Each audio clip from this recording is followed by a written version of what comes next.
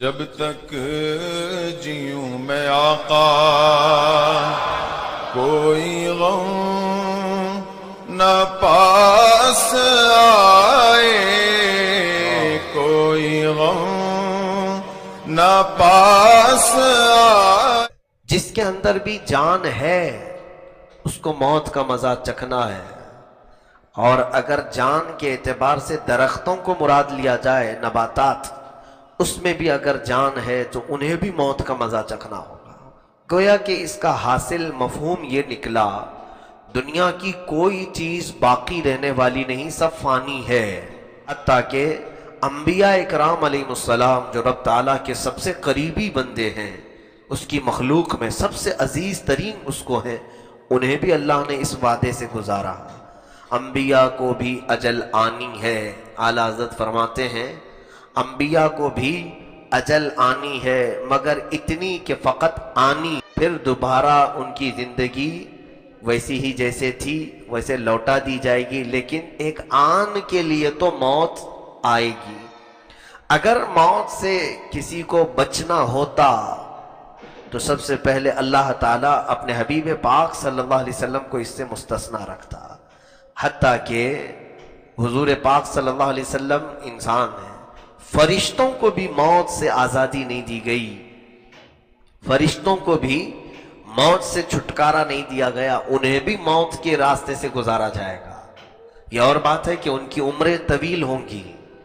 جب قیامت کے قریب سور پھونکا جائے گا تو تمام ملائکہ اور فرشتوں پر بھی موت آئے گی۔ حد تو یہ ہے کہ ملک الموت جو سارے لوگوں کی روح قبض کرنے پر معین ہے، انہیں بھی موت آئے گی، ان کی بھی روح نکالی جائے گی۔ وہ رب تعالیٰ خود ان کی موت، ان کی روح قبض فرمائے گا، اور پوری دنیا جس کے سور پھونکنے سے فنا ہوگی وہ اسرافیل علیہ السلام ہے۔ اسرافیل علیہ السلام ایک فرشتے ہیں جن کے متعلق حدیث پاک میں ہے کہ وہ اپنے ہاتھ میں باجے کی طرح کی ایک چیز سینگ کے شکل کی ہے، اس کو لے کر وہ کھڑے ہی ہیں، ابھی بھی کھڑے ہیں۔ جیسے ہی انہیں حکم ہوگا اس کو پھونکنے کی تو وہ سور پھونکیں گے۔ سور میں شروع تھوڑی سی ہلکی ہلکی آوازیں آئیں گی، اور اس کے بعد وہ آواز بڑھتے بڑھتے بڑھتے دنیا میں اتنی پھیل جائے گی کہ اس آواز کی بنیاد پر جتنے بھی اس وقت دنیا میں ہوں گے سب کے سب پہلے بے ہوش ہوں گے، پھر مر جائیں گے۔ یہی قیامت ہے۔ تو سور پھونکنے والا فرشتہ اسرافیل علیہ السلام وہ اپنے ہاتھ میں سور لے کر منہ لگائے کھڑے ہیں، اتنے انتظار میں ہیں، ابھی حکم ہوگا تو ابھی پھونک دوں گا۔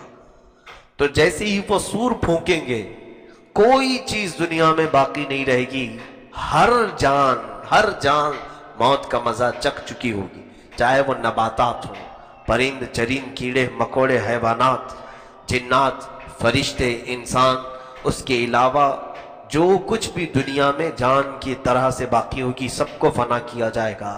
حتیٰ کہ قرآن کہتا ہے پہاڑوں کو بھی اڑایا جائے گا، پہاڑوں کو بھی اڑایا جائے گا، ان کی جڑیں اکھاڑ دی جائیں گی، اور پہاڑ ہوا میں ایسے اڑ رہے ہوں گے جیسے پتنگے اڑتے ہیں، چھوٹے چھوٹے پتنگے جس طرح اڑتے ہیں۔ وَإِذَا الْجِبَالُ سُيِّرَتْ قرآن میں ہے۔ اور سمندروں کو بھی ختم کیا جائے گا، ان میں آگ لگا دی جائے گی، پانی میں آگ لگا دی جائے، سورج کو چاند سے ٹکرا دیا جائے گا، ہر تارا دوسرے تارے سے ٹکرا جائے گا، اور اس کے بعد جو بلاسٹ ہوگا، جو آگ لگے گی، اس کو ہم یہاں پر ایکسپلین بھی نہیں کر سکتے، بتا بھی نہیں سکتے۔ تو گویا کہ یہ ساری چیزیں فنا کی جائیں گی، حتیٰ کہ اور کوئی چیز اگر باقی ہے تو آسمان اور زمین، فرمایا گیا آسمان کو بھی زمین سے ملا دیا جائے گا، آسمان جو قائم ہے بغیر ستون کے اسے گرا دیا جائے گا، اور زمین جو پانی پر بچھی ہے یہ سب ہل جائے گی اور زلزلے آئیں گے۔ اذا زلزلت الارض زلزالہا، پھر اس کے اندر کی ساری چیزیں زمین نکال پھینکے گی۔ تو گویا کہ کائنات میں کوئی چیز، کسی بھی چیز کو قرار نہیں ہوگا۔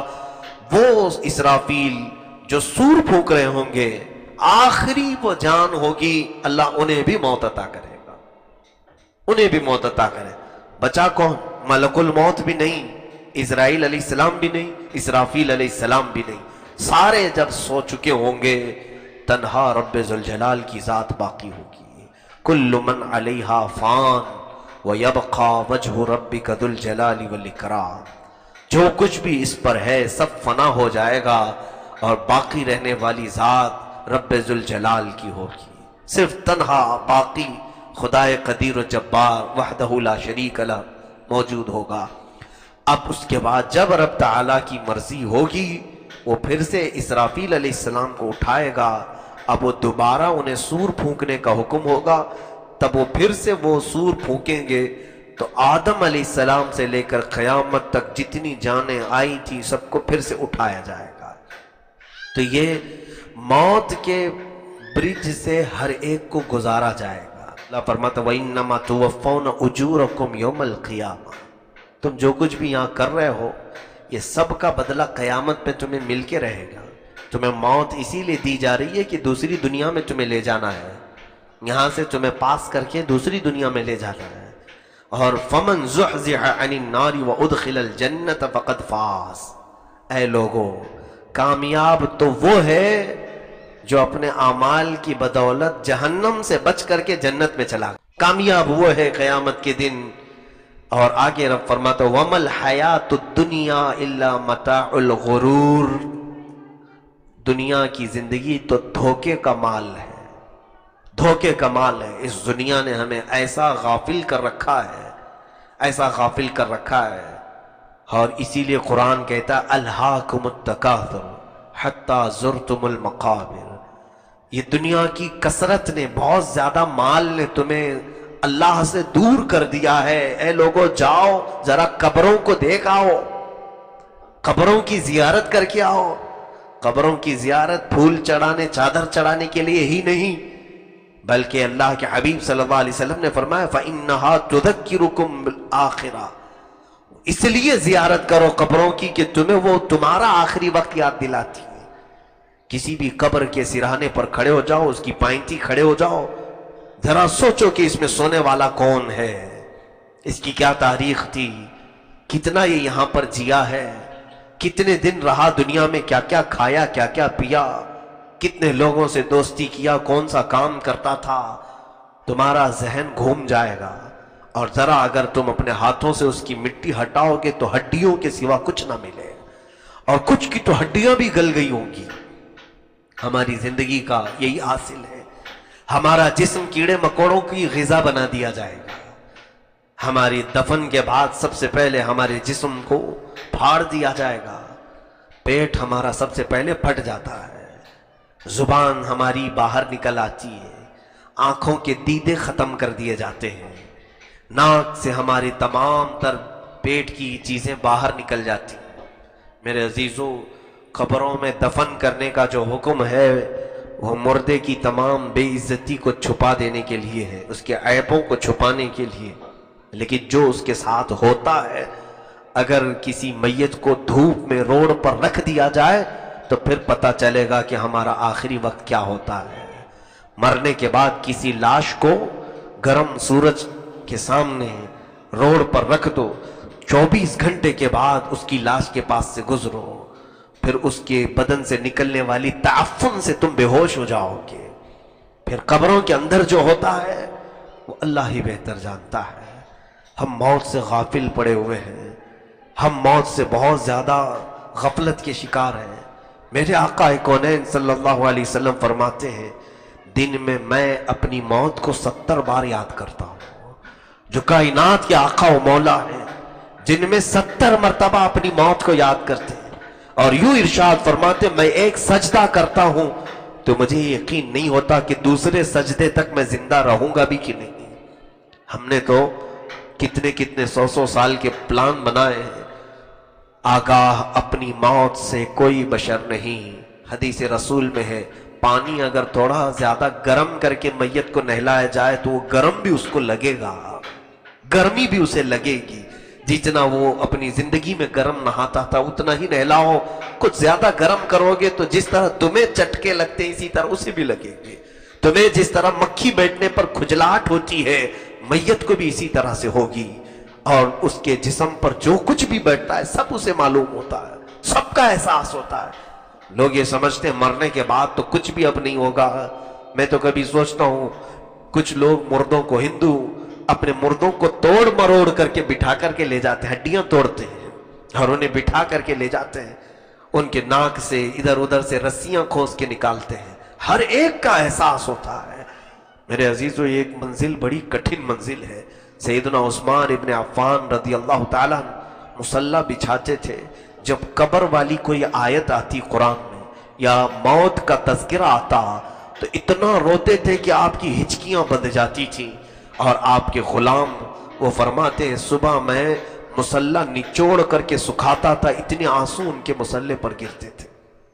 سیدنا عثمان ابن عفان اور قبروں کے پاس جاتے تو ان کا چہرہ پیلا پڑ جاتا تھا، پورا بدن کانپنے لگتا تھا۔ لوگ کہتے ہیں آپ خلیفہ رسول ہیں، عشرہ مبشرہ میں سے ہیں، یہ قبروں کے پاس آتے آپ اتنا ڈر کیوں جاتے ہیں؟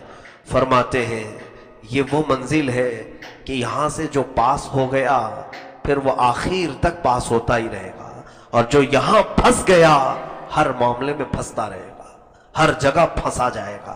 اور زمین کے متعلق یہ بھی فرمایا گیا، کبھی کبھار یہ جلال میں بار بار کہتی ہے کہ اے مولا فلانا بندے کو جلدی میرے اندر ڈال، میں اس کی ساری اکڑ کو ختم کر دوں گی۔ جس قدر وہ اکڑ کر کے مجھ پر چلتا تھا، جو غرور و تکبر سے وہ مجھ پر ناچتا تھا، اس کو صرف میرے اندر بھیج دے، پھر میں اس کی پسلیوں کو ملا دوں گی۔ اس کے سینے کی ہڈیوں کی کڑکڑاہٹ سے جانور بھی کانپ جاتے ہیں۔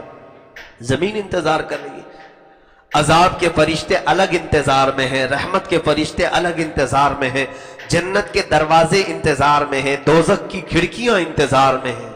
ایک بندے کے لیے سب انتظار میں ہیں، ہماری موت کے انتظار میں ہے کہ یہ کب مرے گا اور اس کے لیے کیا حکم آنے والا ہے۔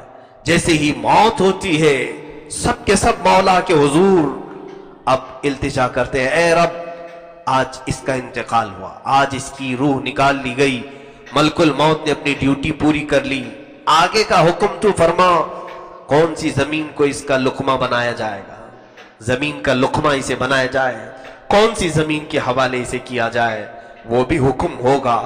کس زمین پر ہم جانے والے وہ طے ہے، وہ طے ہے، پہلے سے طے ہے۔ اس کے علاوہ دونوں فرشتے بارگاہ الہی میں پوچھتے ہیں مولا کس کو اترنا ہے اس کی قبر پر، عذاب والے فرشتوں کو کہ رحمت والے فرشتوں کو۔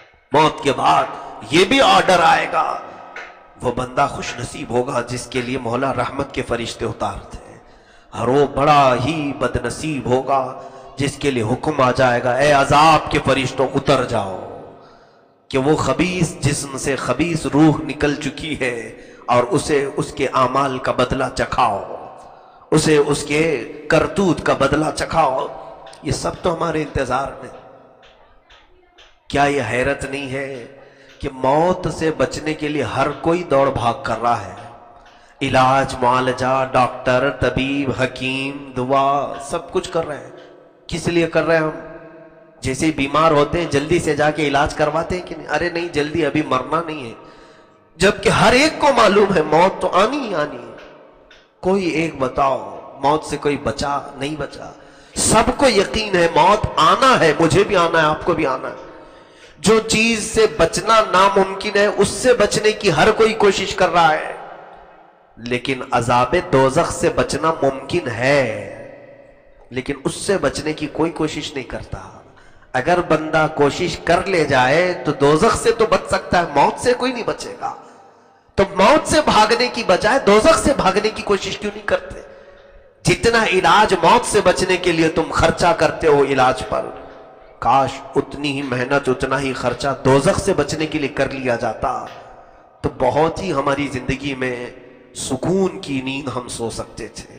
آج ڈر اس بات کا ہوتا ہے میرے عزیزوں، میں نے ابھی چند دنوں قبل ہل گیا تھا، ذکر کی شب میں میں نے اس بات کو عرض کیا تھا، خواب کی تعبیر میں دیکھ رہا تھا، کسی صاحب نے خواب یہ بیان کیا کہ ہم نے اپنے رشتہ دار میں سے ایک صاحب ہمارے، ان کے باپ تھے، دادا تھے، جو بھی، خواب میں دیکھا کہ وہ آئے تھے، دھول میں اٹا ہوا چہرہ تھا، کالا دکھ رہا تھا، کیا تعبیر ہے، کیا تعبیر ہے؟ تو ہر ایک کی تعبیر الگ ہوتی ہے خوابوں کی۔ میں نے پوچھا کون تھے؟ کہا ہمارے جو بھی ان کے رشتہ دار فلاں تھے، پابند تھے، عبادت کرتے تھے، سب ٹھیک ٹھاک تھے، اور ہم نے ان کا جنازہ اٹھایا ہے، بڑی شان سے ان کو دفن کیا ہے۔ تو میں نے جب کتاب اٹھایا تو میرے ہاتھ کانپنے لگے۔ پڑھا میں تو یہ علامت تھی کفر پر موت ہونے کی۔ اللہ اکبر! کسی میت کو خواب میں اس حالت میں دیکھنا کہ اس کا چہرہ کالا ہے، روایت میں ہے کہ اس کی کفر پر موت کی علامت ہے۔ تو ڈر لگنے لگا۔ حج مسجدوں میں تو ہم آتے ہیں، موت آنی ہی ہے، آنی ہے، ہر ایک کو آنا ہے۔ کہیں ایسا نہ ہو کہ مولا ہمارے برے اعمال سے ناراض ہو کر ہمیں وہ کالی موت دے دے جس کے بعد چہرہ کالا ہی رہے گا۔ یوم تسود وجوہ، قرآن میں ہے قیامت کے دن کچھ چہرے کالے اٹھائے جائیں گے، اتنے کالے ہیں، اتنے کالے کہ رات سے بھی زیادہ کالے ہوں گے۔ ان کے کالے پن کو دیکھ کر دہشت داری ہوگی۔ یہ کون لوگ ہوں گے؟ جن کی موت کفر پر ہو گئی، ایمان پر موت نہیں ہوئی۔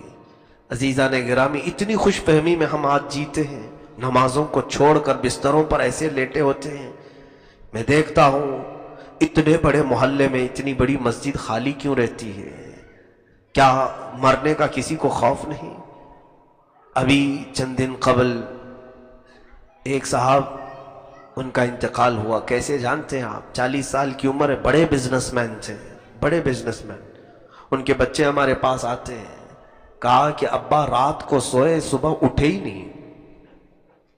اٹھنے کا معمول تھا صبح 8-9 بجے، لیکن اس دن وہ 11 بجے تک سوتے رہے۔ 11 بجے تو جب اماں نے اٹھانا چاہا تو جسم پورا ٹھنڈا تھا۔ دیکھ کر وہ گھبرائی، ڈاکٹر کو بلایا گیا تو کہا رات میں ان کا انتقال ہو چکا ہے، بستر سے دوبارہ اٹھ ہی نہیں سکے۔ وہ جنازہ بھی میں نے دیکھا، رات کو نارمل کھانا کھا کر کے سویا ہوا آدمی صبح اٹھ ہی نہیں سکا۔ اے میرے عزیزو، کتنے مزے سے ہم فجر کی نمازیں قضا کرتے ہیں۔ کیا تمہیں یہ خبر ہے کہ آج کی فجر کی نماز قضا کرنے کے بعد اگر تمہاری موت آئی تو بے نمازیوں میں ہی حشر ہوگا، اٹھایا جائے گا یہی کہہ کر کے قیامت کے دن، مولا یہ بنا نماز کے تیری بارگاہ میں آیا ہے۔ ہم تو ڈرتے ہیں اس بات سے کہ عشاء ہماری قضا نہ ہو جائے، چھوٹ نہ جائے، کہ کہیں اگر یہ رات ہماری زندگی کی آخری ہو تو ہم کو جب اٹھایا جائے گا، موت لی جائے گی تو بے نمازی اٹھایا جائے گا۔ اور بے نمازیوں کے متعلق میرے آقا صلی اللہ علیہ وسلم فرماتے ہیں قیامت کے دن جہنم کا ایک دروازہ ہے، اس دروازے پر فرعون، حامان، شداد، قارون، ابو جہل، ابو لہب، ان کے نام لکھے ہوں گے، انہی ناموں کے ساتھ بے نمازی کا بھی نام لکھا ہوگا، انہی ناموں کے ساتھ اس کا بھی نام ہوگا۔ کیسے ہم اس طرح کی غفلت میں ہیں میرے عزیزو۔ موت ایک ایسی چیز ہے جو ہر بندے کو ہلا دیتی ہے، ہر بندے کی عبرت کے لیے کافی ہے۔ جب رسول کریم صلی اللہ علیہ وسلم موت کا تذکرہ کرتے تو صحابہ روتے اتنا کہ ان کی داڑیاں بھیگ جاتی تھی، آنسوؤں سے داڑیاں تر ہو جاتی تھی، اپنے آخری وقت کو یاد کرتے ہوئے۔ ہم کیوں نہیں یاد کرتے؟ ہم کیوں اس منظر کو اپنے آنکھوں میں نہیں لاتے؟ کیا ہوگا جب ہمیں اٹھا کر کے ہلکے ہلکے لوگ لے کر چلے جائیں گے؟ 1000 میری خواہش نہ ہو تو بھی لوگ زبردستی لے جائیں گے۔ میں اس تنگ و تاریک قبر میں نہیں سونا چاہوں گا، پھر بھی مجھے دبا کر کے آئیں گے۔ میں کبھی نیچے سوتا نہیں، گدے پر سوتا ہوں، پھر بھی لوگ مجھے نیچے سلا کر آئیں گے۔ نہ لوگ مجھے تکیہ دیں گے، نہ گدا، نہ چادر، نہ بستر، کچھ نہیں دیتے، حتیٰ کہ وہاں مجھے نہ پانی دیا جائے گا نہ کوئی چیز۔ ہر چیز کا احساس تو مردے کو ہوگا، لیکن دنیا دیتی کچھ نہیں۔ پیسوں میں سے ایک سکہ بھی کسی کو نہیں دیا جاتا۔ کیا دیتے ہیں کسی کو؟ اس کی پسندیدہ چیزیں قبر میں رکھ دیتے ہیں کہ یہ چیز بہت پسند سے کھاتا تھا، مٹھائی رکھ دو اس کی قبر میں۔ کوئی کچھ نہیں دیتا۔ اگر سونے کے وقت ہاتھ ادھر ادھر نہیں پھیلتے، کنجسٹڈ جگہ ہو تو نیند نہیں آتی، وہاں تو قبر اتنی چھوٹی کھودتے ہیں اس پر بھی سل لگا کر کے ٹائٹ کر دیتے ہیں تاکہ کروڑ بھی نہ لے، اور پھر باندھ کر کے سلایا گیا ہے، کھلا بھی نہیں رکھا جاتا۔ کفن کو ایسے کہ پیٹ پر بھی باندھا گیا ہے، پیروں پہ بھی باندھا گیا ہے، سر پہ بھی باندھا گیا ہے، پورا لفافے میں رکھ کر کے ہمیں لٹایا گیا۔ کس طرح سے ایک کنجسٹڈ جگہ پر اور کتنا تنگ لباس میں، ایک باریک لباس میں ہمیں ڈالا گیا، اس منظر کو یاد کرتے یقیناً میں اپنی کیفیت بتا رہا ہوں، بارگاہ الہی میں کبھی کبھار ڈر کر کے میں رات میں اٹھتا بھی ہوں، عرض کرتا ہوں کہ مولا بہت میتوں کو دیکھا قبروں میں جاتے ہوئے، قبروں کو بند کرتے ہوئے، آخری مرتبہ ان کے چہرے دیکھے اور ان کے چہروں کو دیکھ کر ایک ہیبت بھی طاری ہوتی ہے۔ کتنے بے بس ہیں یہ، کبھی جب طاقت تھی تو مکہ بھی آزماتے تھے، جب زبان چلتی تھی تو ہر ایک کو چھلنی بھی کرتے تھے۔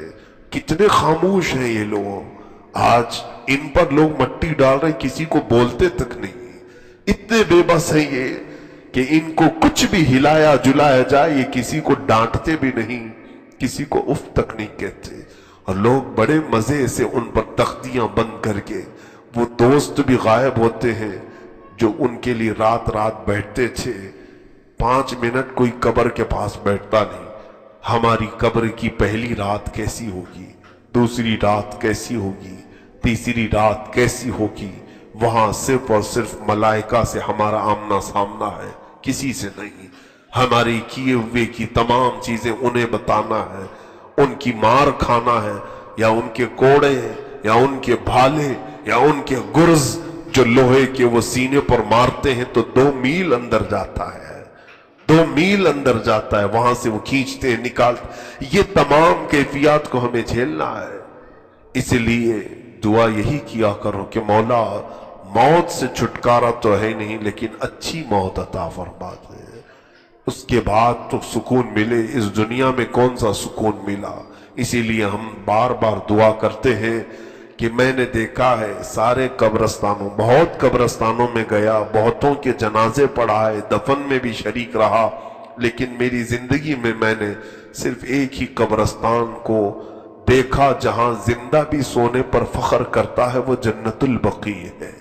میرے آقا کا پڑوس قبرستان ہے، ایسا ہے کہ میں دن میں بھی وہاں گیا، رات میں بھی گیا، اتنا بارونق قبرستان کہ سچ بتاؤں ابھی اگر کہہ دیا جائے کہ لیٹ جاؤ تو یہاں سے بات پتہ چلتی ہے کہ جن چیزوں سے اللہ نے ہمیں روکا ہے، منع کیا ہے، وہ 2 قسم کی چیزیں ہیں۔ ظاہر سی بات ہے جن چیزوں سے روکا گیا ہے اس کو گناہ کہتے ہیں۔ گناہ کیا چیز ہے؟ اللہ نے جس کے کرنے کو منع کیا وہی گناہ ہے۔ تو وہ 2 قسم کے ہیں، کچھ بڑے ہیں اور کچھ چھوٹے ہیں۔ بڑوں کو کبیرہ گناہ کہتے ہیں، چھوٹے کو صغیرہ گناہ کہتے ہیں۔ تو کبیرہ اور صغیرہ کیا چیز ہے ایک لمبی بحث ہے، انشاءاللہ العزیز زندگی باقی رہی تو میں سبقاً آگے تک عرض کرنے کی کوشش کروں گا۔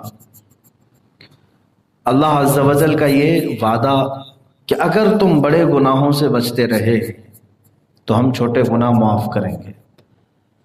اب یہ بڑے گناہ کیا ہیں، کبیرہ گناہ کسے کہتے ہیں؟ ہر مسلمان کو چاہیے کہ وہ کبیرہ گناہوں کی ڈیفینیشن معلوم کر لے، اس لیے کہ وہاں جانا گویا کہ ہلاکت میں جانا ہے۔ کبیرہ گناہ میں جو پڑ گیا تو سمجھ لو کہ وہ ہلاک و برباد ہوا۔ ہاں بخشش ہے کبیرہ گناہوں کے لیے بھی، لیکن بسا اوقات ایسا ہوتا ہے کہ اللہ عز و جل اگر کسی گنہگار سے زیادہ ناراض ہوا تو پھر اسے توبہ کی توفیق بھی نہیں ملتی، اور کبیرہ گناہ کرتے کرتے آدمی کفر تک بھی پہنچ جاتا ہے۔ تو حدیث پاک میں جو کبیرہ گناہوں کا تذکرہ آیا ہے وہ ایک لمبی فہرست ہے۔ امام ذہبی رحمۃ اللہ تعالی علیہ نے پوری ایک کتاب لکھی الکبائر نام سے۔ کبائر کا مطلب ہوتا ہے سارے کبیرہ گناہ، اس میں انہوں نے کاؤنٹ کر دی۔ اب حدیث پاک میں جو آیا ہے بعض علماء نے اس سے اخذ کرتے ہوئے کہا ہے کہ 7 ہیں بڑے گناہ۔ اجتنبوا السبع المعبقات، حضور اکرم صلی اللہ علیہ وسلم نے فرمایا 7 ہلاک کرنے والی چیزوں سے بچو. تو وہ 7 چیزوں کے اوپر تفریح کی گئی. علماء محدثین نے اس سے اور بھی قسمیں نکالی ہیں. اس میں سب سے نمبر 1 پہلی چیز کبیرہ گناہوں کی لسٹ میں حدیث میں جو آیا ہے، الاشراک باللہ، اللہ کے ساتھ شرک کرنا. ویسے دیکھا جائے تو کبیرہ گناہوں کی معافی ہے لیکن شرک کی معافی نہیں ہے. وَمَن يُشْرِكْ بِاللَّهِ، اللہ تبارک و تعالیٰ فرماتا ہے جو اللہ کے ساتھ شرک کیا تو پھر اس کے متعلق اللہ فرماتا ہے دوسری آیت میں ان اللہ لا یغفر ان یشرک بہ ویغفر ما دون ذلک لمن یشاء. شرک سے کم جو کچھ بھی ہوگا اللہ سب معاف کر دے گا لیکن شرک کو نہیں معاف کرے گا. الاشراک باللہ، اللہ کے ساتھ شریک ٹھہرانا، یہ نمبر 1 ہے. اسی کو سب سے پہلے سمجھ لینا چاہیے. پھر آگے ہم دوسرے گناہوں کی طرف چلیں. اس میں بہت ساری چیزیں ہیں، جیسے نماز کا ترک کرنا گناہ کبیرہ میں سے ہے. اللہ کے ساتھ شرک ٹھہرانا یہ نمبر 1. سیکنڈ نمبر پر جو چیز گناہ لکھا گیا ہے کبیرہ میں، وہ نماز کو ترک کرنا. پھر اس کے بعد جادو کرنا، یہ بھی کبیرہ گناہوں میں سے. ایک حدیث میں جو آئے ہیں زکوٰۃ نہ دینا، یہ بھی کبیرہ گناہوں میں سے. پھر شراب، جوا، چوری، زنا، یہ سب کبیرہ گناہوں میں سے بڑے گناہ. اور دوسری حدیثوں میں جھوٹ کو بھی کبیرہ گناہوں میں رکھا گیا ہے، جو تقریباً سب کے ہاں زبان زد ہو گیا ہے. یوں سمجھ لو کہ جو کبیرہ گناہوں میں مبتلا ہے وہ رحمت الہی سے محروم ہے. اللہ کی نظر رحمت سے وہ محروم بندے ہیں جو کبیرہ میں. صغیرہ کا مطلب ہوتا ہے چھوٹے گناہ ہیں، کبھی زبانی طور پر پھسل ہو گئی، آنکھوں سے کوئی مسئلہ ہو گیا، یہ صغیرہ گناہوں میں سے آتے ہیں. یعنی جو آداب ہیں وہ آداب نہیں بجا لایا. اور کبیرہ گناہوں میں حقوق الوالدین بھی ہے، والدین کی نافرمانی، یہ بھی کبیرہ گناہوں میں سے. میں آج سب سے پہلی والی چیز پر ہی گفتگو کرتا ہوں. رب تعالیٰ نے فرمایا کہ اشراک باللہ، یعنی اللہ کے ساتھ شرک، یہ اللہ کو پسند نہیں. جس نے اللہ کے ساتھ شرک کیا. شرک کی بھی 2 قسمیں ہیں، یہ بھی سمجھ کے چلے. شرک بھی 2 قسم، شرک جلی، شرک خفی. جلی کا مطلب ہوا یہ جلا ہوا نہیں، ظاہر کھلے عام شرک کرنا. کسی کو دوسرا خدا مان لیا، یہ شرک جلی ہے. کسی کو دوسرا رازق مان لیا، اللہ کی ذات یا صفت میں دوسرے کو اس کے برابر تسلیم کر لیا، شرک جلی ہے. چاہے وہ نبی کو ہی کیوں نہ ہو، رسول کریم صلی اللہ تعالی علیہ وسلم کو بھی اگر خدا کے برابر مانا تو شرک کیا اس نے. شرک جلی ہے، کھلے عام شرک کرنا. یہاں ڈیفینیشن میں کچھ لوگ دھوکہ کھا جاتے ہیں، جیسے جماعت اہل حدیث اور دیگر کچھ مکاتب فکر کے لوگ ہیں. وہ شرک کی ڈیفینیشن سمجھ نہ پاکتے ہوئے سب کے اوپر شرک کو ٹھوک دیتے ہیں. انبیاء اکرام علیہ السلام کی تعریف میں کبھی کبھار ہم لوگ انہیں جس انداز سے تعریف کرتے ہیں تو بعض لوگوں کو ایسا لگتا ہے کہ ہم نے انہیں خدا تک پہنچا دیا. ایسا ہرگز نہیں، ایسا ہرگز نہیں. ویسے دیکھا جائے تو میں آپ کو بتاؤں، شرک جلی میں جو چیزیں گنائی گئی ہیں، الطبلہ والتمائم شرکن، یہ حدیث میں ہے. طبلہ، تمائم کیا ہے؟ یہ جھاڑ پھونک کرنا، تعویذ باندھنا شرک ہے. تو اس اعتبار سے دیکھا جائے تو میرا ہی معاملہ سب سے پہلے آئے. اور کسی آج کے ماحول میں بتا دیا جائے تو اس پر بھی ایک فتویٰ ہے. حدیث میں ہے جھاڑ پھونک کرنا اور تعویذ باندھنا. تو یہ ایک ظاہری لفظ اتنا ہی اس کو لے لیا، اور بعض لوگوں نے اس کے پیچھے الرقا، یہ بھی حدیث پاک میں ہے. اور منکے جو پہنتے ہیں، منکا بولتے ہیں، یا جو بھی گلے میں پہنایا جاتا ہے نظر بد کے لیے، یہ 3 چیزوں کا حدیث میں ذکر آیا ہے. اور صاف یہ لفظ ہے کہ یہ شرک ہے اللہ کے ساتھ. اور اسی کو لے کر کے تو سعودی جب بھی کوئی جاتا ہے سنی، اس کے گلے سے یہ لوگ تعویذ کھینچ ڈالتے ہیں احرام کی حالت میں. اگر وہاں کے متوے یا مکوے ہیں وہ کھینچ لیتے ہیں، تعویذ کھینچ لیتے ہیں اور توڑ دیتے ہیں. وہ کہتے ہیں ہذا شرک، یہ شرک ہے، کیونکہ حدیث میں صاف آیا ہے تعویذ لٹکانا، جھاڑ پھونک کرنا، منکا ڈالنا. میرے عزیزو یہ کیا ہے اس کی ڈیفینیشن؟ آپ بھی پریشان ہیں، اور اکثر کے گلے میں تو ابھی تعویذ ہوگی بھی، اور کچھ کو تو میں نے ہی دیا ہوگا.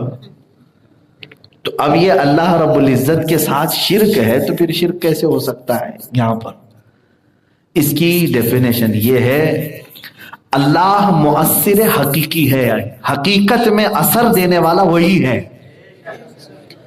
اگر کسی بندے نے تعویذ کے بارے میں یقین کر لیا، منکے کے بارے میں یقین کر لیا، دھاگے کے بارے میں یقین کر لیا کہ اس کا خود کا ایک ذاتی اثر ہوتا ہے، اور چاہے کوئی چاہے یا نہ چاہے یہ خود ہی اثر کرتی ہے، تو یہاں جا کر کے اس نے دوسرا خدا مان لیا. جیسے اللہ ہمیں اثر دیتا ہے، ایسے ان کو اگر دیکھا جائے تو میرے عزیزو اس میں تعویذ دھاگے کی کیا خصوصیت؟ ہر گولی دوا بھی شرک ہو جائے گا اگر یقین کر لیا کہ صرف گولی ہی جو ہے مؤثر حقیقی ہے، تو یہاں پہ بھی شرک ہو جائے گا. ہر دوا بھی کھاؤ تو یقین یہی رکھو کہ اثر اللہ دے گا.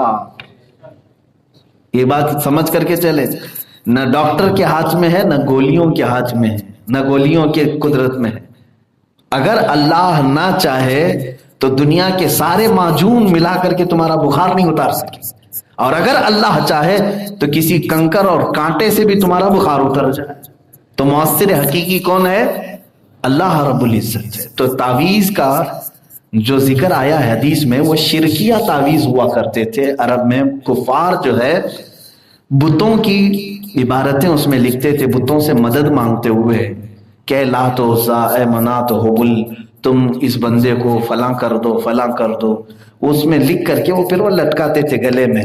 ہم تو ایسے لات و عزا منات کو نہیں پکارتے، ہم جو تعویذ لکھ کر کے دیتے ہیں اس میں تو یہی ہوتا ہے حسبنا اللہ و نعم الوکیل، نعم المولا و نعم النصیر. ہمارے لیے اللہ کافی ہے، بہترین وکیل ہے، بہترین مددگار ہے. اللہ رب العزت کے نام سے اور قرآنی آیات، احادیث، بزرگوں سے ثابت یہ چیزیں لکھ کر کے دینا، یہ شرک نہیں ہے. بات سمجھ میں آ گئی؟ بعد میں میری پہلی والی چھوٹی سی تقریر کو کٹ کر کے کوئی یہ نہ کہہ دے کہ مفتی صاحب نے تعویذ کو شرک کہہ دیا، پھر اس کو وائرل کر لیں گے. کہ اتنا سا حصہ نہ کٹ کیا جائے، آدھی بات نہ کٹ کریں، پوری بات لے لیں. تو شرک جو ہے اس تصور کو کہتے ہیں کہ اللہ کے طرح مؤثر سمجھنا، یہ شرک ہے. یہ شرک جلی کی بات میں بتا رہا ہوں. اللہ کی ذات اور اس کی صفت کے ساتھ کسی دوسرے کو شریک ٹھہرانا. میرے عزیزو، بسا اوقات یہ شرک کی وادیوں میں ہمارے بھولے بھالے مسلمان چلے جاتے ہیں. جیسے کیونکہ ہم جس ماحول میں رہ رہے ہیں وہ مشرکین کا ہی تو ماحول ہے. یہاں پر کفار مشرکین جو بت پرست لوگ ہیں وہ زیادہ ہیں ہندوستان میں. تو ان کا دیکھا دیکھی کچھ مسلمان بھی اس راستے پر چلے جاتے ہیں. بچے کو اگر کچھ ہوا تو کسی جھاڑ کے پاس سنائی دیا، ایسی خبر ملی کہ وہاں جانے سے بچہ صحیح ہوتا ہے، تو لے کر کے گئے جھاڑ میں، اس کو دھاگا باندھ کے آ گئے. کیوں؟ جھاڑ کیا کرنے والا ہے؟ تو یہ عقیدہ مشرکین کا عرب میں بھی تھا. اسی طرح مزارات پر اولیاء کاملین کے ہاں جا کر کے یہ دھاگے باندھنا، تالے باندھنا، یہ تمام چیزیں صحیح سند سے کہیں پر بھی اسلامی ثبوت میں نہیں ہیں. آپ عقیدہ اہل سنت پر ہیں. مزارات اولیاء ہمارے لیے اس لیے ہے کہ ان سے سفارش کی جائے کہ وہ اللہ کے مقبول بنتے ہیں. وہ اپنی قبروں سے اگر اللہ کی بارگاہ میں ہمارے لیے سفارش کر دیں تو اللہ ہمیں شفا عطا فرمائے گا. یہ عقیدہ ہونا چاہیے. ہاں وہ مدد بھی کرتے ہیں، جو اللہ نے انہیں طاقت دیا ہے اس تصرف سے وہ مدد بھی کرتے ہیں، لیکن اللہ کے برابر نہیں. اللہ نے انہیں جتنی اجازت دی اتنی مدد کرتے ہیں. وہ چاہے انبیاء اکرام ہو، رسولان اعظام، سب کے متعلق یقین. یہ شرک کا ٹاپک اتنا اہم ہے کہ اس میں بہت سارے لوگ ہچکولے کھا جاتے ہیں،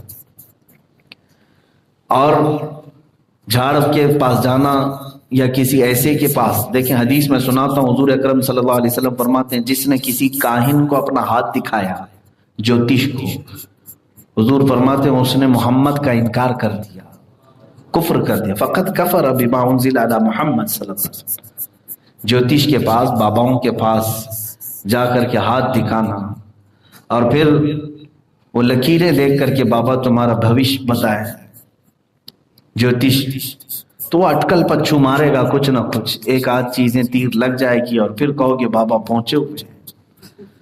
یہاں سے شرک کے راستے کھلتے ہیں۔ اللہ کی ذات پر توکل اور یقین نہ ہونے کے بعد بندہ اس طرح در در پھٹکتا ہے۔ حضور اکرم صلی اللہ تعالی علیہ وسلم جو سب سے پاورفل دنیا میں انسانوں، اس کے باوجود وہ یہ کہتے تھے انما اشکو الی اللہ، میں اللہ کے پاس اپنی شکایت عرض کرتا ہوں، اپنی بیماری اللہ کی بارگاہ میں پیش کرتا ہوں، اپنی کمزوری اللہ سے عرض کرتا ہوں، کیونکہ اسی نے مجھے پیدا کیا، وہی شفا بھی دے گا۔ ہاں کچھ چیزیں ذریعہ ہوتے ہیں، لیکن اس پر یقین کر لینا اور اصل خالق پر یقین چھوڑ دینا، یہاں سے شرک کا دروازہ کھلتا ہے۔ بسا اوقات لوگوں کو میں دیکھ رہا ہوں، ان کو اللہ کی ذات پر یقین کم ہے، تعویذ پر زیادہ یقین ہے، دھاگے پر زیادہ یقین ہے کہ حضرت کر کے دے دے گی، اس سے سب ہو جائے گا۔ تم نماز نہیں پڑھ رہے، تم اپنے رب کی بارگاہ میں سجدہ ریز نہیں ہو رہے، اور پھر ان تمام چیزوں پر تم یقین کر رہے ہو۔ میں تو بارہا کہتا ہوں کہ تم پورا قرآن بھی گلے میں لٹکا کے گھومو، تعویذ میں تو ایک آدھ آیتیں ہوتی ہوں گی الگ الگ مرض کے متعلق، پورا قرآن ہی چھوٹا لکھوا کر کے یا پرنٹ کروا کے گلے میں ڈال کر کے گھومو تو بھی تمہارے لیے وہ اثر نہیں دے گا جب تک تم اللہ کی ذات پر یقین نہیں رکھتے۔ تم رب تبارک و تعالیٰ کی ذات پر یقین رکھو کہ مؤثر حقیقی، حقیقت میں اثر پیدا کرنے والا اللہ رب العزت ہے۔ تو شرک کے دروازے جو کھلتے ہیں، یہ کبیرہ گناہ جس لسٹ میں یہ پہلا نمبر ہے، اشراک باللہ، اللہ سے شرک کرنا۔ ایک بات یاد رکھو، اگر ان حالات میں موت آ گئی، ان حالات میں اگر موت آ گئی، معاذ اللہ رب العالمین، شرک کی موت جس میں جہنم میں ہمیشہ ہمیش کے لیے اسے بھیجا جائے گا، فی ناری جہنم و فیہا خالدون، اللہ نے فرمایا کہ وہ جہنم کی آگ میں رہے گا اور ہمیشہ ہمیش کے لیے جلے گا۔ کون؟ جو اللہ کے ساتھ شرک کیا۔ شرک قابل معافی گناہ ہے ہی نہیں، باقی گناہوں کی معافی ہو سکتی ہے، شرک کی نہیں۔ یہ شرک جلی میں بتا رہا ہوں۔ دوسرا خدا ٹھہرا لینا، دوسرا مؤثر حقیقی سمجھ لینا۔ دیکھو آج پیسہ، مال، اس کے متعلق بھی کئی لوگ چکر میں پڑے ہوئے ہیں، یہ عمل کرانے سے، یہاں تعویذ باندھ لینے سے اتنا مال آ جائے گا، ان کے پاس جانے، یہ سب جو ہے غیر مسلموں کے عقائد ہے۔ میرے سے تم پہلے اللہ کی ذات پر توکل اور یقین زیادہ کرو۔ مجھے بات یاد آتی ہے میرے بچپن سے لے کر، میں جب حافظ قرآن بن کر کے آیا، حالانکہ میرے گھر میں میرے والد گرامی خود ایک بڑے عامل تھے، ہزاروں لوگوں کو انہوں نے تعویذ دی ہوگی، اور کافی الحمدللہ باعمل مفتی اعظم ہند رحمۃ اللہ تعالی علیہ کی اجازت شدہ تعویذات آپ کے پاس تھے۔ مفتی اعظم ہند رحمۃ اللہ تعالی علیہ کا خط بھی ہمارے گھر پہ تھا۔ میں صرف یہ بات آپ کو اس لیے شیئر کر رہا ہوں کہ جب میں آیا تو ہماری والدہ نے کہا تھا کہ اس کو بھی ایک تعویذ دے، نظر نہ لگے، نظر بد کے لیے اس کو تعویذ نہیں۔ آج تک شاید میں آپ کو بھی بہت سارے لوگوں کو تعویذ دیا ہوں گا، آج تک کی بات میں عرض کر رہا ہوں، اب تک میں کوئی تعویذ نہیں پہنا۔ تعویذ پہننا گناہ نہیں ہے، جائز ہے، لیکن والد گرامی نے ہمیں یہ نصیحت کی کہ جو تم نے قرآن یاد کیا ہے، سینے میں محفوظ ہے، وہ اللہ کا کلام ہے، اس پر یقین زیادہ رکھو۔ اور اللہ رب العزت کا کلام جب سینے میں موجود ہے تو پھر الگ سے باہر کچھ لٹکانے کی کیا ضرورت ہے؟ تو ایک چیز، یہ یقین بچوں کے دلوں میں اس طرح سے ڈالا جاتا ہے کہ اللہ ہمارے ساتھ ہے، ہم اللہ کی ذات پر یقین زیادہ رکھیں۔ ٹھیک ہے، تسلی کے لیے جو ہے نا گولی دی جاتی ہے، اسی طرح تعویذ بھی تسلی کے لیے. مفتی اعظم ہند رحمۃ اللہ تعالی علیہ ہزاروں تعویذ لکھ چکے، میرے والد خود گواہ ہیں. فرماتے ہیں کوئی آیا بچوں کے لیے اولاد نہیں ہے، مفتی اعظم ہند اس میں لکھ رہے ہیں بسم اللہ الرحمن الرحیم اللہم صلی علی سیدنا محمد وعلی آلہ واصحابہ وبارک وسلم. تعویذ یہ تو آپ کو بھی معلوم ہو جائے گا، بسم اللہ لکھا، درود لکھا. کوئی آیا بخار کے لیے، اس کو بھی وہی تعویذ دے دیا. جلدی میں ہیں کہیں پر، کئی قسم کے لوگ الگ الگ آ رہے ہیں، بسم اللہ لکھا اور درود لکھا اور دے دیا. ہمارے والد فرماتے ہیں کہ ہم نے پوچھا کہ حضور نقش ہیں، ہر ایک کے لیے الگ الگ نقش ہیں، ہر بیماری کے لیے تعویذ الگ ہے، اولاد کے لیے، روزی کے لیے، بہت سارے جو عاملین نے کتابیں لکھی ہیں باضابطہ. میں نے خود بھی اس پر بہت دنوں تک عمل کیا ہے. تو مفتی اعظم ہند وہ تقوی اور توکل کے اعلیٰ درجے پر تھے.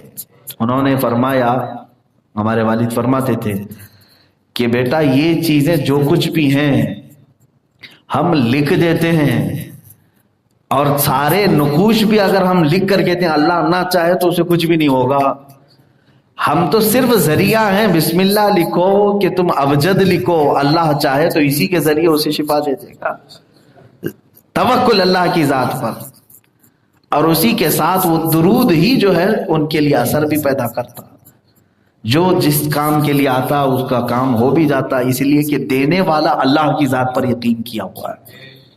ہونا یہ چاہیے کہ لینے والا بھی یقین کر لے تو اثر اور جلدی ہوگا. عزیزان گرامی، یہاں پر صرف تعویذ کا ٹاپک نہیں ہے، لیکن شرک کیا چیز ہے اس کی ڈیفینیشن ہر مسلمان کو جاننا ضروری ہے. اللہ کے ساتھ کہیں انجانے میں بھی شرک نہ ہو جائے، بھول کر کے بھی کہیں ہم شرک نہ کر بیٹھے ہو، کیونکہ ہم دنیا میں کسی اور طاقت کو بڑا تصور کرتے ہوئے سارا دماغ اسی پر رکھ لیا اور اللہ کی طرف توجہ ہی نہیں گئی، تو پھر شرک کا دروازہ شیطان یہاں سے کھولتا ہے، یہاں سے شیطان کھول دیتا ہے کہ تم سارا کا سارا یقین اسی پر کر کے بیٹھے ہو. ظاہر سی بات ہے اسباب پر رکھا ہے اللہ نے دنیا کو، لیکن خالق اسباب کون ہے؟ اللہ رب العزت. مثال کے طور پر اب میں آپ کو ایک بات یہ بتا دوں، روٹی جو ہے ڈائریکٹ نہیں آتی، روٹی ڈائریکٹ کھیت سے نہیں آتی، کھیت سے بالیاں نکلتی ہیں، آٹا ہوتا ہے، گوندھا جاتا ہے، توے پر جاتی ہے، پھر پک کر کے آتی ہے، اتنے سارے راستوں سے ہو کے آتی ہے. یہ اسباب ہیں، لیکن ہمارا یقین یہ بھی ہونا چاہیے کہ اگر اللہ چاہے تو بغیر سبب کے بھی دے دے گا، اور دیا ہے. کبھی اس نے کئی مرتبہ خان نعمت اتارا ہے اپنے نبیوں پر، دسترخوان اتارے، اور تم کو خود بھی پتہ نہیں چلے گا کہ تمہارے گھر میں جو تم روٹیاں بنا کر رکھے ہو کب اس میں روٹی زیادہ ہوئی کم ہوئی، تمہیں خود بھی نہیں پتہ چلے. اللہ چاہے تو براہ راست بھی تمہیں دے دے گا، لیکن اس نے اسباب پر دنیا کو رکھا ہے. تو انسان کو یہ نہیں کہا گیا کہ اسباب پہ بھروسہ کر کے بیٹھ. یہاں سے شرک کا دروازہ کھلتا ہے، شرک کا دروازہ کھلتا ہے. تمہیں خالق اسباب پر یقین ہو، اللہ کی ذات پر توکل زیادہ ہو، وہی ساری چیزیں کرنے والا ہے. اب یہ ایک شرک جلی. اب شرک خفی کیا ہے؟ ایک چھپا ہوا شرک ہے، یہ بڑے گناہوں میں سے. چھپا ہوا شرک کیا ہے؟ انسان اس میں انجانے میں کر جاتا ہے لیکن یہ بڑا گناہ ہے. حضور اکرم صلی اللہ تعالی علیہ وسلم نے فرمایا ریاکاری، دکھاوا کرنا، یہ شرک خفی ہے. کوئی عمل اگر تم نے دکھاوے کے لیے کیا تو یہ چھپا ہوا شرک ہے. کیسے شرک ہو سکتا ہے؟ شرک کا مطلب کیا ہے؟ اللہ کے ساتھ کسی کو شریک ٹھہرا، اللہ کے ساتھ کسی کو شریک. مثال میں بتا رہا ہوں، آپ کھڑے ہوئے نماز کے لیے، نماز کس کے لیے پڑھ رہے ہیں آپ؟ اللہ کے لیے. لیکن میرے لیے بھی اگر نیت آ گئی تمہاری کہ یہ بھی دیکھ رہے ہیں مجھ کو، کس کے ساتھ شریک کر دیا آپ نے؟ یہ ہوتا ہے شرک خفی. نماز میں اگر تم نے یہ خیال کیا کہ فلاں بھی مجھے دیکھ رہا ہے تو میں اس کے لیے بھی تھوڑا سا صحیح ہو کر کے نماز پڑھ لوں، تو گویا کہ تم نے ایک عبادت میں دو لوگوں کو شریک کر لیا، ایک اللہ کو اور پھر یہ دوسرے لوگوں کو. عزیزان کرام، یہ ہے شرک خفی.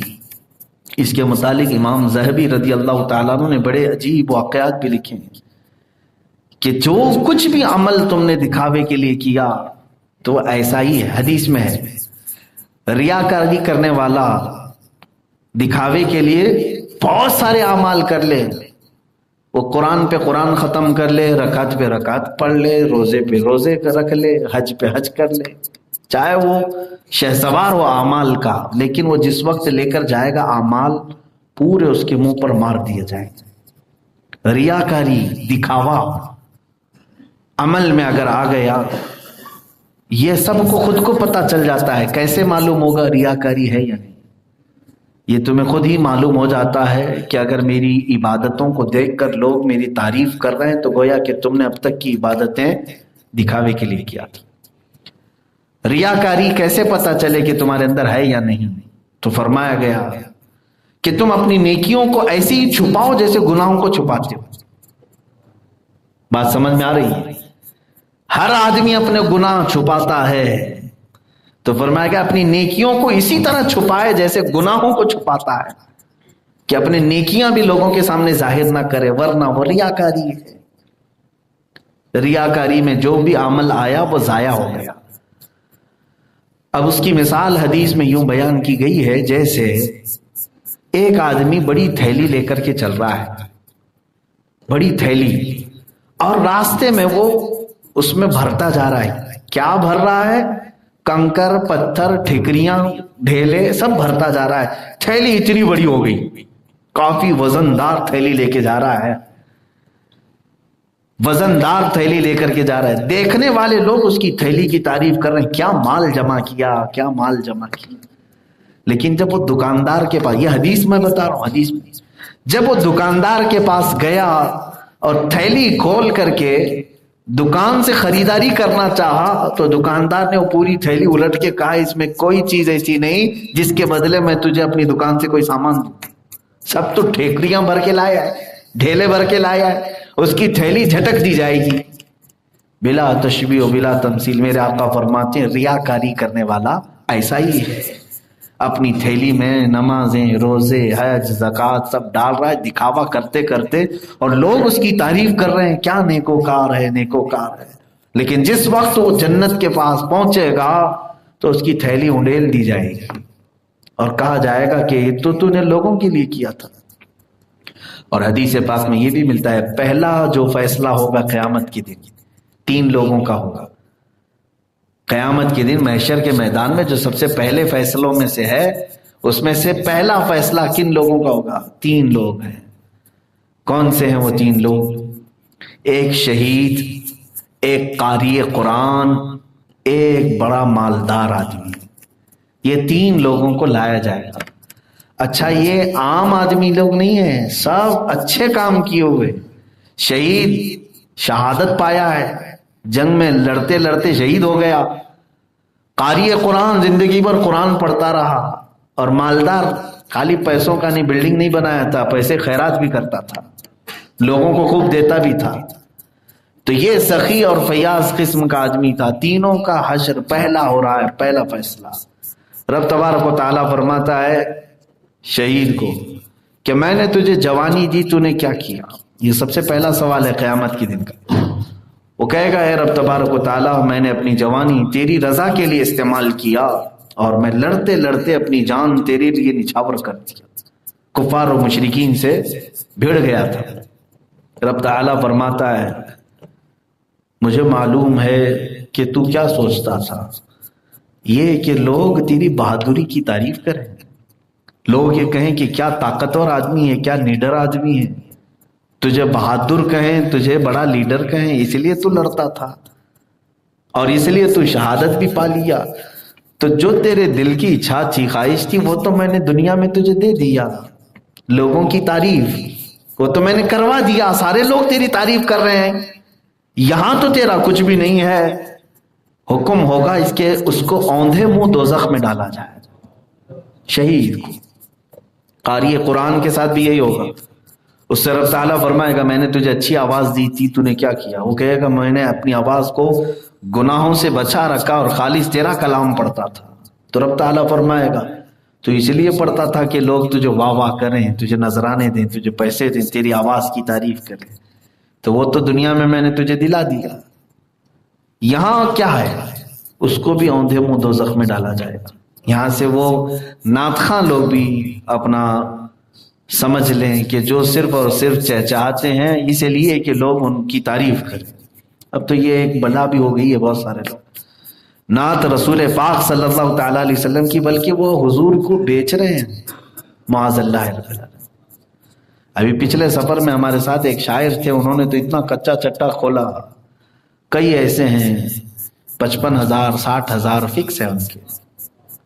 وہ ٹاپ سنگر ہیں انڈیا کے، پاپ سنگر ہیں، وہ شاید گانوں میں ہوتے ہیں، اس میں یہ ٹاپ سنگر ہیں۔ ہاں سنگر ہی ہیں، نعت خواں ہیں، زبانوں پر اللہ کے نبی کی نعت ہے، نمازوں کی کوئی پابندی نہیں، دل کے اندر حب رسول۔ بہرحال یہ تو دل کا معاملہ ہے، لیکن نمازیں تو نظر آتی ہیں، نماز نہیں پڑھتے۔ بلکہ ایک شاعر صاحب خود یہ کہتے ہیں، آئے پروگرام میں، نماز کا وقت ہوا، وہ پیر پھیلا کر کے سوئے ہوئے ہیں، لوگوں نے کہا نماز کے لیے، تو انہوں نے کہا یا تو نعت پڑھا لو یا تو پھر نماز پڑھا لو، میں جو کام کرنے کے لیے آیا ہوں وہ کر لے دو، نماز میرا معاملہ ہے، تم لوگ جاؤ۔ پروفیشنل ہے، کمائی کا ایک ذریعہ بنا ہوا ہے، ایسے بہت سارے لوگ ہیں۔ نعت رسول جو ہے حضور اکرم صلی اللہ تعالیٰ علیہ وسلم کی رضا کے لیے، اللہ کی رضا کے لیے پڑھنا، یہ حسان بن ثابت کی سنت ہے، اور اس کو لوگوں نے بیچنے کا آلہ بنا دیا، ذریعہ بنا دیا۔ تو یہاں پر یہ جو فکس کرنے والے ہیں اور اس طرح سے اپنی نعتوں کو بیچتے ہیں، گھنٹے کی قیمت الگ ہے، 2 گھنٹے کی قیمت الگ ہے، قوال بھی تو وہی کرتے ہیں، ان کا ایک ایک رات کی بکنگ ہوتی ہے، ایسی طوائف کی بھی ہوتی ہے۔ معاذ اللہ رب العالمین کے جو اپنے آپ کو اس طرح سے بیچتے ہیں دین کے نام پر، وہ امام غزالی رحمۃ اللہ علیہ فرماتے ہیں طوائف سے بھی زیادہ غلیظ ہیں، اس لیے کہ وہ اپنا جسم بیچتی ہے اور تم دین کو ذریعہ بنا چکے ہو، دین کو بیچ رہے ہو۔ میں نے یہ لفظ جو ہے ایسے ہی نہیں کہا، یہ بڑی ذمہ داری کے ساتھ، دین کو بیچنا جسم کو بیچنے سے بھی بڑا گناہ ہے۔ قاری قرآن کا بھی حشر یہی ہوگا کہ تو نے شرک خفی کیا تھا دنیا میں، دکھاوے کے لیے کر رہا تھا سب، اور اسے دوزخ میں ڈال دیا گیا، حالانکہ زندگی میں قرآن پڑھ رہا تھا اچھی آواز میں، لیکن لوگوں کو دکھانے کے لیے پڑھتا تھا تو اسے دوزخ میں ڈالا گیا۔ اسی طرح سے وہ مالدار جو سخاوت کرتا تھا، پیسے تو بانٹتا تھا، اسے بھی اللہ تعالیٰ پوچھتا ہے میں نے تجھے بہت سارا مال دیا، تو نے کیا کیا؟ وہ کہے گا مولا غریبوں کو بانٹتا تھا، سب کو دیا ہے میں نے۔ تو رب تعالیٰ فرمائے گا کہ تو دیتا تھا، لیکن ساتھ میں یہ سوچتا تھا کہ لوگ میری سخاوت کی تعریف کریں، کتنے دیالو آدمی ہیں، بہت دھنی ہیں، اور تجھے جو تعریف چاہیے تھی وہ دنیا میں نے دلا دیا، اب یہاں آخرت میں تیرا کوئی حصہ نہیں۔ اسے بھی حکم ہوگا کہ اوندھے منہ دوزخ میں ڈالا جائے۔ یہ دیکھنے میں لوگوں کو ایسا لگتا ہے کہ یہ کیسے چھوٹا سا گناہ ہوگا، بلکہ اس کو شرک خفی میں رکھا گیا ہے، ریاکاری، دکھاوا کہیں سے۔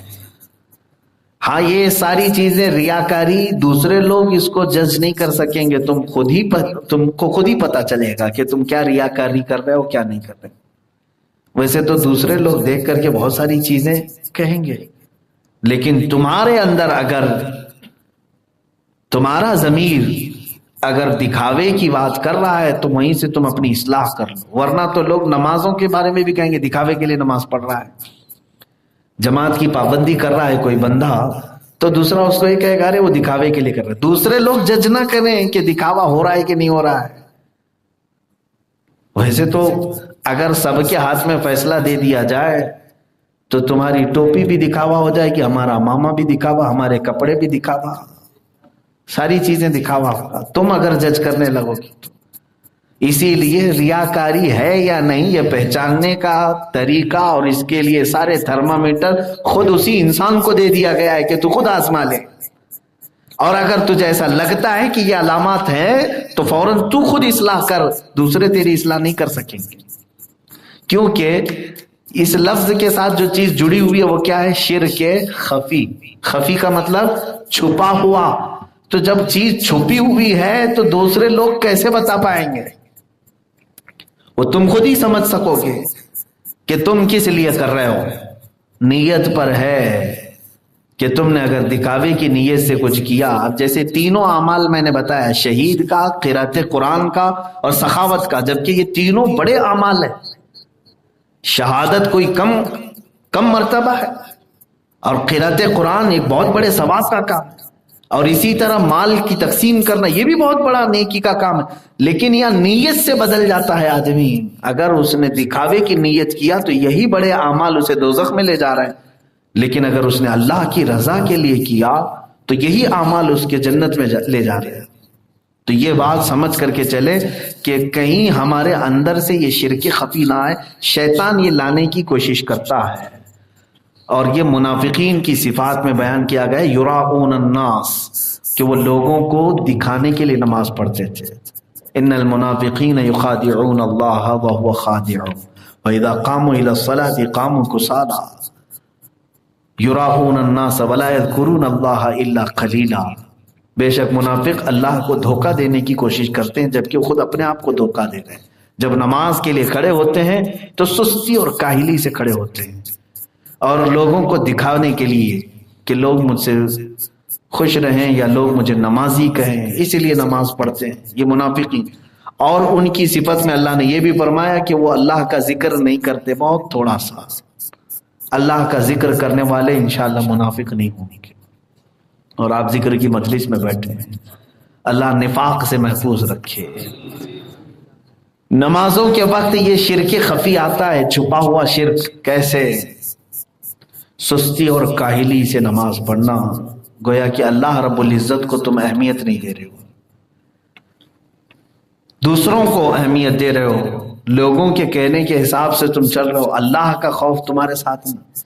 امام ذہبی رحمۃ اللہ تعالی علیہ نے لکھا ہے الکبائر میں، یہی بڑے گناہوں میں، کہ ایک خاتون کا انتقال ہوا، اسے قبر میں دفن کیا گیا. اس کے بھائی کی کچھ تھیلی قبر میں رہ گئی تھی. تھوڑی دیر کے بعد شام میں اس نے قبر کھولا تو آگ سے بھری ہوئی تھی قبر. وہ ڈر کے بھاگ آیا اور اپنی ماں سے پوچھا کہ میری بہن کا ایسا حال میں نے دیکھا، کیا وہ کون سا اتنا خطرناک گناہ کرتی تھی؟ ماں نے کہا آج ہی میں اس چیز کو پڑھ رہا تھا. ماں نے کہا کہ بیٹا وہ نماز پڑھتی تھی نمازوں کو لیٹ کر کے، یعنی عصر کا وقت ختم ہونے کو آتا تو نماز کے لیے کھڑی ہوتی تھی. نمازوں کے وقت ختم ہونے کے قریب آتے تھے تب وہ کھڑی ہو کر کے نماز پڑھتی تھی. بس اس کا یہی ہے کمل، نماز پڑھتی تھی لیکن سستی. امام ذہبی رحمۃ اللہ علیہ نے اس کو شرک خفی میں شمار کیا ہے کہ یہ بھی جو ہے اللہ کو ہلکا سمجھ لینا. اب اندازہ کرو جو سستی اور کاہلی کر کے نماز پڑھے اس کا وہ انجام ہو رہا ہے قبر میں، تو پھر جو پورا ہی چھوڑا ہوا ہے اس کے لیے کیا ہے؟ دردناک عذاب ہے. تو بہرحال یہ 7 جو گناہ ہیں میں انشاءاللہ پھر اگلی مرتبہ آپ کو اس کو ترتیب وار سناؤں گا. اللہ کا وعدہ ہے کہ اگر تم کبیرہ گناہ سے بچ گئے تو صغیرہ گناہ ہم یوں ہی معاف کر دیں گے. نکفر عنکم سیئاتکم، ہم تمہارے دوسرے چھوٹے گناہوں کو کفارے میں معاف کر دیں، ختم کیے جائیں گے. ہاں، ترک نماز یہ دوسرے نمبر پر آیا ہے. نماز کو چھوڑنا یہ دوسرا کبیرہ گناہ ہے. نماز چھوڑنا میرے عزیزو اس کو ہلکا مت سمجھ لینا، ہلکا مت سمجھ لینا. بلکہ بعض احادیث میں یہ ملتا ہے کہ کوئی عورت زنا کرتی ہو اور اس کے بعد اس سے پیدا ہوئے بچے کو کاٹ کے پھینکتی ہو، اس سے بڑا گناہ نماز چھوڑنے والے کا ہے. جان بوجھ کر کے جو نماز ترک کرتا ہے تو یہ کبیرہ گناہوں میں سے، کبیرہ گناہوں میں سے. اب جو قضا کر لیتے ہیں، جانتے ہیں آپ نمازوں کی قضا کرنے کے بعد لوگ سمجھیں برابر کر دیا میں نے. کیا برابر کر لیے تم نے؟ وہ وقت لا سکتے ہو دوبارہ. قضا کرنے والے کے لیے حکم کیا ہے جانتے ہیں آپ؟ فجر آپ کی چھوٹی اور اس کے بعد پھر آپ نے اب عشاء کے وقت اس کو پڑھ لیا، قضا پوری کر لی، ادا کر لیا، تو فرمایا گیا کہ وہ 2 رکعت کی قضا کرنے کے بعد توبہ الگ سے کرو اللہ کی بارگاہ، توبہ کرو کہ وہ وقت کو تم نے جو ضائع کیا، یہ تو خالی تم نے 2 رکعت برابر کیا، اب اللہ جو ناراض تھا اس کو کون منا رہا ہے؟ تو کیا تم برابر کھانا پوری کر رہے ہو؟ فل ان دا بلینک جو ہوتا ہے کہ یہاں سے اٹھا کے اتنا بھر دیا، نہیں، تم نے اللہ کے آرڈر کو ہلکے میں لیا اور سو کے گزار دیا۔ قضا کرنے کے بعد بھی توبہ ضروری ہے، توبہ بھی کرنا ضروری ہے۔ تو نمازوں کو جنہوں نے ہلکے میں لیا ہے ان کے لیے دردناک عذاب ہے، یہاں تک کہ میں آپ کو یہ تک بتاؤں، حضور اکرم صلی اللہ تعالی علیہ وسلم کے پاس ایک شخص آیا اور نماز پڑھ رہا تھا، نماز سے سلام پھیر کے آنے کے بعد اس نے حضور کو سلام کیا، حضور نے فرمایا جا پھر سے نماز پڑھ، تیری نماز ہی نہیں ہوئی۔ پھر گیا وہ نماز پڑھا، اس کے بعد آیا سلام کیا، حضور نے فرمایا جا تیری نماز نہیں ہوئی، پھر سے پڑھ کے آ۔ تیسری بار پھر پڑھ کے آیا، حضور پاک صلی اللہ علیہ وسلم نے فرمایا جا تیری نماز نہیں ہوئی، پھر سے پڑھ۔ 3 بار بھی پڑھ کے آیا، حضور بار بار بھیج رہے۔ تو اس نے کہا میرے آقا میرے سے جتنا ہو سکتا ہے میں اسی انداز سے پڑھ رہا ہوں، میری طاقت کے مطابق، اب آپ ہی مجھے سکھائیں کہ کیسے پڑھوں۔ کیونکہ وہ بندہ جو نماز پڑھ رہا تھا، جس کو کہتے ہیں کھٹا کھٹ نماز ادا کرنا، کھڑا ہوا رکوع میں گیا، رکوع سے اٹھا پھر سجدے میں گیا، سجدے سے اٹھا، تسبیح بھی صحیح سے نہیں پڑھ رہا ہے سیدھے۔ اس کے بعد میرے آقا نے اسے سارا طریقہ بتایا، جب کھڑے ہو تو اطمینان کے ساتھ قرآن کی قرأت کرو، پھر رکوع میں جاؤ تو تمہاری کمر، تمہاری پیٹھ سیدھی ہو جائے، اور اس کے بعد جب تم کھڑے ہو جاؤ تو قومہ بالکل سیدھے ہو جاؤ، پھر سجدے میں جاؤ تو اس کی کیفیت یہ ہونی چاہیے تمہاری 7 چیزیں لگیں، تمہاری 7 چیزیں سجدے میں لگیں۔ ایک تو تمہارا چہرہ یعنی ناک و پیشانی ایک چیز، دونوں ہتھیلیاں اور دونوں گھٹنے اور دونوں پیروں کی 10 انگلیاں، کہا کہ یہ سجدے میں پوری طور پر لگیں، تو سجدے کا حق ادا ہوا۔ پھر 2 سجدوں کے بیچ میں اپنی کمر سیدھی کر کے، پیٹھ سیدھی کر کے بیٹھو۔ تب میرے آقا صلی اللہ علیہ وسلم نے پوری نماز کا طریقہ بتایا۔ اخیر میں ایک صحابی بیان کرتے ہیں، حضور نے فرمایا جو اس طرح کی نماز پڑھتا انتقال کر گیا، کون سی؟ مرغے کی چونچ والی۔ حدیث میں یہی کہا گیا ہے کہ جو اس طرح سے کھٹا کھٹ نماز پڑھ رہا ہے تو اس کو کہا گیا کہ کیا تو دانے چگ رہا ہے جیسے مرغا ٹھونک سے دانے چگتا رہتا ہے، سجدے پہ سجدے سجدے پہ سجدے اس طرح سے کر رہا ہے۔ تو حضرت ابو سعید خدری رضی اللہ تعالیٰ، حذیفہ بن یمان رضی اللہ تعالیٰ نے فرماتے میں نے رسول پاک سے سنا جو اس طرح کی نماز پڑھتے پڑھتے مر گیا، حضور فرماتے ہیں وہ دین محمدی پہ نہیں مرے گا۔ آج میں پڑھا تو مجھے بھی شوق ہوا کہ اتنا ہی سخت وعید حضور کی ہے۔ نمازوں میں اگر جلد بازی کر کے بھاگ گیا تو اس کے بارے میں وعید ہے کہ وہ دین محمدی پہ نہیں مرے گا، جو پورا ہی چھوڑ کے بیٹھا ہے اس کے لیے کتنی سخت وعید ہے۔ میرے عزیزو یہ کبیرہ گناہ ہے، ترک نماز کبیرہ گناہ ہے جس کو لوگ ہلکے میں لیے ہوئے ہیں۔ اور رسول پاک صلی اللہ تعالی علیہ وسلم نے ارشاد فرمایا کہ جس کی نمازیں درست ہو گئیں تو قبر میں اس کے سارے اعمال ہلکے ہو جائیں گے، آسان ہو جائیں گے، اور جو پھنس گیا تو نمازوں میں ہی پھنسے گا، نمازوں میں ہی پھنسے گا۔ اکثر جو ہے اسی میں پھنستے ہیں، اسی لیے فارسی کا ایک مشہور شعر ہے، روز محشر کے جان کو داز بوت اولی پرسش کے نماز بوت۔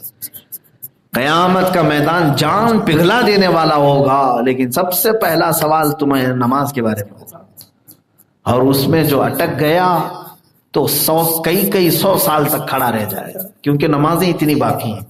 کہاں سے لے کے آئے گا؟ قرضہ ادا کرنے کس سے مانگے گا؟ نمازیں کون دے گا؟ وہاں پر سب کے پاس تو یہی حالت ہوگی، ماں انکار کرے گی، باپ انکار کرے گی۔ یہاں اگر کہیں دکان پہ چلے گئے پیسے کم پڑے تو مانگ لو گے نا، اب تو تمہارے پاس بہت ساری سہولیات ہیں، دکان والے سے کہہ دو گے کہ میں پے ٹی ایم کر دوں گا، فلاں کر دوں گا، آن لائن کر دوں گا، کچھ تو کروں۔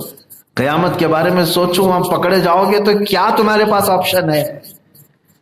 باپ سے مانگو گے، بھائی سے مانگو گے، ماں سے مانگو گے. قرآن تو پہلے ہی کہہ دیا ہے یوم یفر المرء من اخیہ وامہ وابیہ وصاحبتہ وبنیہ.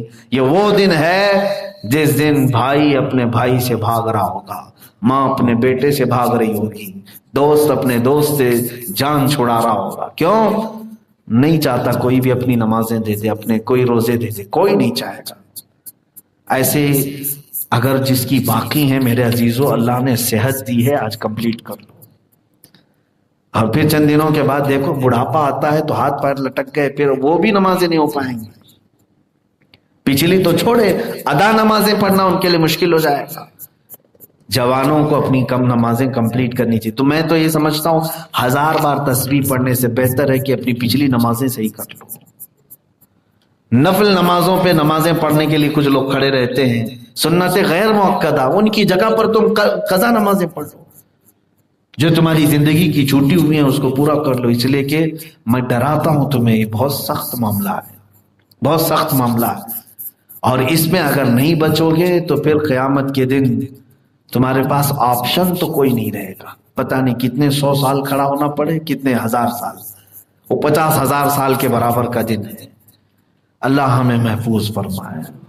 جب اللہ تعالیٰ نے طاقت دیا ہے، قوت دیا ہے، صحت موجود ہے تو اس کے سجدے کر لو. یہ ایک سجدہ جسے تو گراں سمجھتا ہے 1000 سجدوں سے دیتا ہے آدمی کو نجات.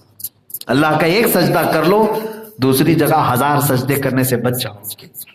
نماز کے متعلق یہ دوسرا کبیرہ گناہ ہے. میں نے 2 ہی کبیرہ گناہوں کو آپ کے سامنے ذکر کیا ہے. زندگی باقی رہی تو یہ کبیرہ گناہوں کا سلسلہ میں اس کو ڈیفینیشن کے طور پر عرض کرتا رہوں گا تاکہ لوگ اس سے محفوظ رہیں، اس سے بچ سکیں. اور اللہ کا یہ وعدہ ہے کہ تم اگر کبیرہ سے بچ گئے تو صغیرہ ہم ویسے ہی معاف کر دیں گے. کبیرہ سے بچ جائیں. اچھا، کچھ ایسے کام بھی ہیں جس سے کبیرہ گناہ بھی معاف ہوتے ہیں، کبیرہ گناہ بھی معاف ہوتے ہیں. لیکن وہ کون سے والے کبیرہ ہیں وہ بات کی بات ہے. جیسے شراب بھی کبیرہ گناہ ہے، جوا بھی کبیرہ گناہ ہے. توبہ کر لیں، توبہ کے بعد اللہ کی مرضی وہ معاف کر دے. لیکن کچھ اعمال، کچھ نیکیاں ایسی ہیں جس سے کبیرہ گناہ معاف ہو جاتے ہیں، لیکن ان معافی والے گناہوں میں نماز کا نمبر نہیں آتا ہے.